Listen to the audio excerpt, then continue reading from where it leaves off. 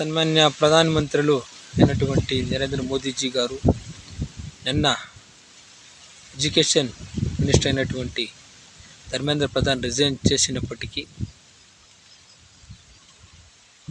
నిన్న సాయంత్రమే ఒక కొత్త మంత్రులను త్వరితంగా నియమించడం ఏమి అంటే ముందు మాస్టర్ మైండ్కు సిజేపీ ఇప్పుడు కంగాలవుతుంది. నిన్న సాయంత్రమే ప్రహ్లాద్ జోషిను కేంద్ర మంత్రి శిక్షణ మంత్రులుగా కేటాయించినారు. ఈ కేటాయించుతో పాటు సిజేపీకి గట్టి స్ట్రాంగ్ కౌంటర్ ఇవ్వడం జరిగింది. అసలు ధర్మేంద్ర ప్రధాన్ కీలక పాత్ర ఉందా లేదా అన్నది ఇంకా తేల్చాల్సిన విషయం ఉన్నప్పటికీ కూడా అమిత్ షా ఒక మాటకి ధర్మేంద్ర ప్రధాన్ తన నీట్ పేపర్ లీక్కు సంబంధించి బాధ్యత వహిస్తూ చేసిన ఒక రాజీనామా చేసిన వెంటనే ఈవినింగే మోదీ ప్రహ్లాద్ జోషి కర్ణాటక సంబంధించిన ఒక ఎంపీ యూనియన్ మినిస్టర్ కొత్తగా ఛార్జ్ ఇవ్వబడింది. ఈ ఛార్జ్ ఇవ్వబడంతో పాటు సిజేపీకి గట్టిగా వార్నింగ్ కౌంటర్ అనేది ఇవ్వబడుతుంది. అసలు ఈ పేపర్ లీక్ సంబంధించిన ఒక వార్త ఉంటే ఈ ప్రొటెస్ట్ చేసిన వాళ్ళు స్టూడెంట్స్ కొంతమంది అయితే ఫారినర్స్ బంగ్లాదేశ్, పాకిస్తాన్ మరియు ఇతర ప్రముఖ రాజ్యాల నుంచి తరలించి ఈ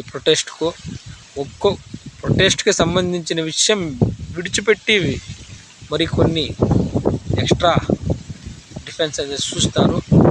కాబట్టి దేశం యువత ఏకం కావడం ఒక మంచిది. కానీ ఇక్కడ హిందువులు ఏకం అవ్వటం అనేది చాలా ముఖ్యమైన సంగతి. పేద భావ హిందువులు ఏమంటే ఎన్ని జాతి ధర్మాలను గౌరవించడమే ఇక్కడ పెద్ద ప్లస్ పాయింట్. ఈ ప్లస్ పాయింట్ని చీల్చడం, హిందూ సమాజాన్ని చీల్చిస్తే, ఇది విభజించబడితే, వీక్ అయితే వాళ్ళ కుట్ర పొందడానికి ఇంకా ఈజీ అవుతుందని ఇక్కడ మాస్టర్ ప్లాన్ వేశారు. అయినప్పటికీ కూడా ధర్మేంద్ర ప్రధాన్ బాధ్యత వహిస్తూ రాజీనామా చేసినారు. దీన్ని మతం వ్యక్తపరుస్తూ రాష్ట్రపతి ద్రౌపది ముర్ము గారు అంగీకరించి ఇప్పుడు నిన్న ఈవినింగే ప్రహ్లాద్ జోషిని అపాయింట్ చేసినారు. అయినప్పటికీ ఇది ఒక కుట్ర అనేది పైకి కనబడుస్తున్నా కూడా ఏమీ చేయనటువంటి పరిస్థితి ఇప్పట్లో. కానీ హిందువులు ఏకం అవ్వడం ఇది చాలా మంచి సమయం. హిందువులు ఏకం కాకపోతే ముందరికి ఫ్యూచర్కి చాలా కష్టమవుతుంది అనేది స్పష్టంగా కనబడుస్తూ ఉంది. నీట్లీ ప్రకాష్ రాజు ఈ కొందరు దేశద్రోహుల సపోర్ట్ తీసుకొని వచ్చి హిందువులదే మాట్లాడతారే తప్ప వేరే ముస్లిమ్స్ కానీ క్రిస్టియానిటీ కానీ వేరే విధంగా ఏమీ మాట్లాడరు. హిందువులనే మెయిన్లీ టార్గెట్ చేస్తున్న వీళ్ళు హిందువుల నాయకుల్ని చెదిరించాలి, వీక్ చేయాలనేదే వీళ్ళ మెయిన్ ఉద్దేశం. అయినప్పటికీ మోదీ గారు చాలా వ్యూహాత్మకంగా దీన్ని ఫేస్ చేస్తున్నారు. చూడండి, ఇప్పుడు చూస్తున్న వాస్తవం ఏమిటి అనేది మీకే అర్థమవుతుంది. కొన్ని వీడియోలు అంతా ప్రూఫ్ సమేతం చూపిస్తున్నారు. అయినా కానీ హిందువులు ఏకం కావడం ఈ దేశానికి ఎంతో ముఖ్యం.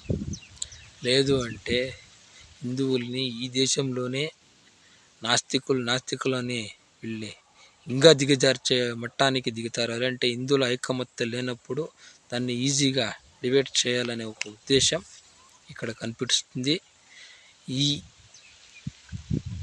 దీన్ని సోషల్ మీడియాలో కానీ మరింత వీడియో ఎక్స్పోజ్ చేస్తూ హిందువులు ఏకం కావడం ఇప్పుడు అవసరం అని చెబుతూ జై భారత్.